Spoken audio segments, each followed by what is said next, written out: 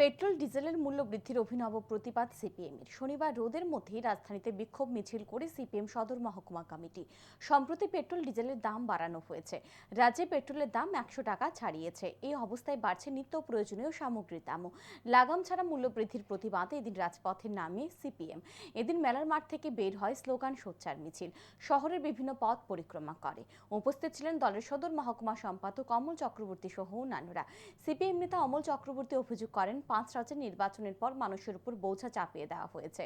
তিনি বলেন, বিজেপির বিরুদ্ধে লড়াই এবং দ্রব্যমূল্য বৃদ্ধির বিরুদ্ধে লড়াই এক ও অভিন্ন। এদিনের মিছিল থেকে দাবি জানানো হয় পেট্রো পণ্যের মূল্য কমানোর।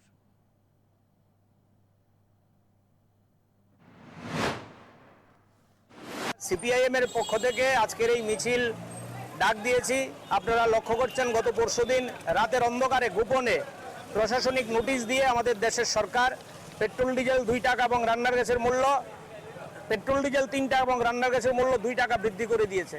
5 রাজ্যের নির্বাচনের পর মানুষের উপর তারা এই বোঝা চাপিয়ে দিল।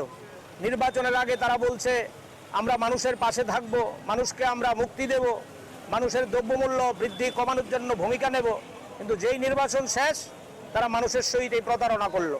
এই প্রতারণার বিরুদ্ধে ঘৃণা জানিয়ে, ধিক্কার জানিয়ে এবং অবিলম্বে এই মূল্য কমানোর দাবি নিয়েই আমরা আজকে রাস্তায় নেমেছি।